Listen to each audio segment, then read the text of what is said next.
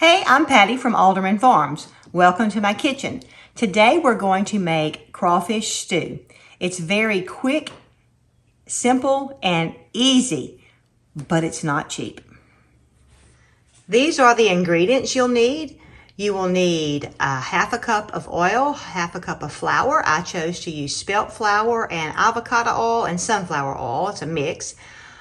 You'll need 1 pound, 12 ounces of crawfish tails, 1 onion diced, a bunch of green onions, or about a half a bunch of green onions. You'll need about 4 cups of water, Tony's salt, garlic powder, onion powder, and some kind of crab boil if you want to give it that flavor. Now, if you're making it with already boiled crawfish, you won't have to add the crab boil to it.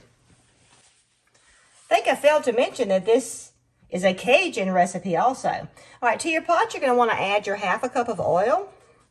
And I'm going to go ahead and turn my fire on. I don't have it on. I guess it'd help to turn the right one on. I'm going to put that on about medium because this is a very hot burner. Put my half a cup of oil and my half a cup of flour.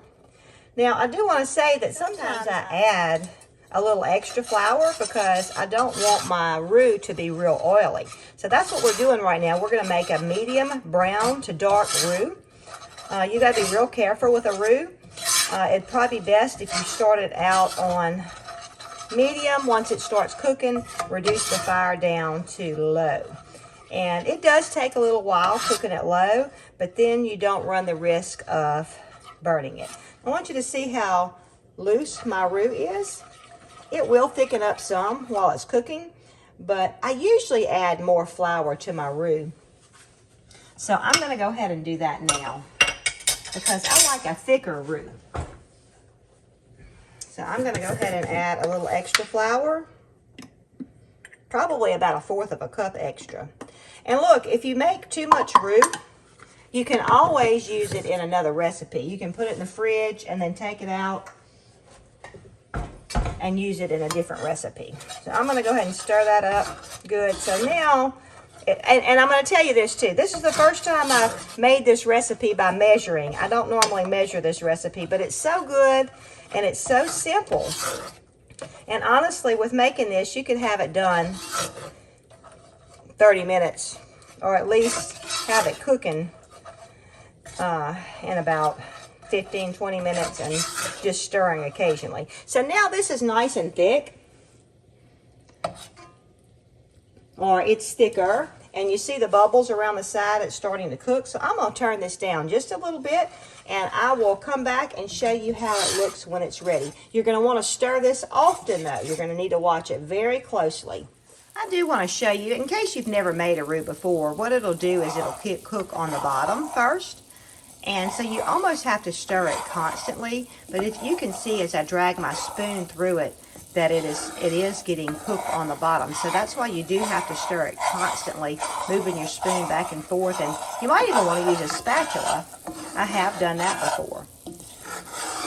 And you cannot use this if it gets burned. You got to throw it out and start over, which you can do that, but if it's burned, it will ruin the whole recipe. All right, I've moved my pot to the back burner because it cooks slower. And so you see how my roux has come together. There's no free oil. Sometimes I have that happen and I just add a little bit more flour to it. And so this is about where I want my roux.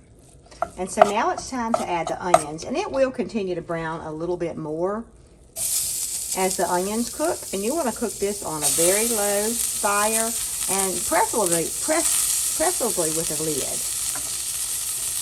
And you just stir those onions in, and y'all, there is nothing that smells better to me than a roux with onions cooking in it. You stir them in, and you let them cook until they get opaque and are done. Our onions are mostly done. I might be speeding it up just a little bit, but they're pretty much done. And so I'm going to start adding my water in, and I'm going to add it a little bit at a time, probably about a cup. And then I'm going to stir that up because it helps with the roux. If you were to dump it all in, it would be kind of clumpy. And so I'm just going to add a little bit at a time, and it'll start thickening up, and I can add a little bit more.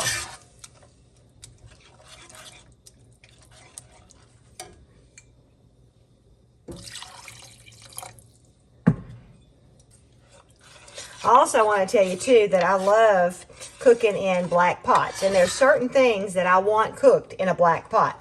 I use my Instant Pot a lot, but like for the crawfish stew, I guess you could use an Instant Pot, but I just like the flavor that a black pot gives it.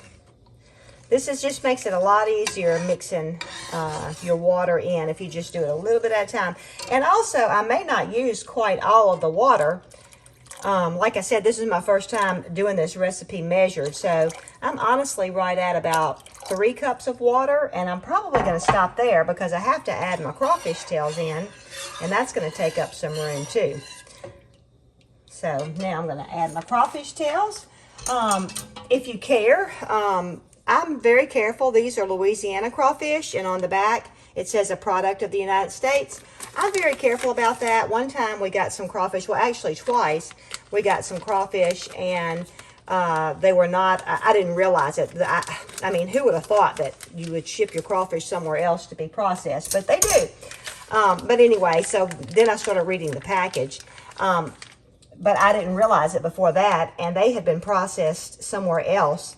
And Tommy went to the ER at least once, thinking he might have to get his wedding band cut off because his hands started swelling up so fast.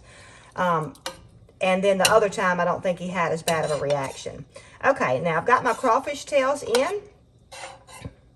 And you see my roux is separating a little bit. That's because it's cold, because I got it cold using the water, and also probably because it's spelt flour, so it's going to maybe do a little bit different. All right, now you're going to want to go ahead and add your seasonings. If I was you, I would start off with maybe like a ½ teaspoon of crab oil. I don't measure it, I just put a little bit, and then I taste it after it's cooked. This is going to saute for about 20 minutes, simmer, 15 to 20 minutes. And it'll start getting thick. This is some onion granules that I got. Garlic granules. And Tony's. Oh, also salt. You know, we use lots of salt. So you're going to put that in there. Now everything's in your pot. You're going to saute this for about 15 minutes. Then, for the last 5 minutes, you're going to put the green onions in. And I would saute this with your lid on. Simmer. I keep saying saute. Simmer this with your lid on. All right, now it has been simmering for about, or kind of boiling, for about 15 minutes. I'm going to go ahead and add my green onions. And stir those in, and we're just going to let it simmer for about 5 more minutes, and then it will be done. Okay, it has been simmering for 5 minutes, and now it is done. This is one of my favorite quick, easy meals. I don't make it a lot. Like I said, it's not a cheap one, but it's a quick, easy one. And there you go. Crawfish stew.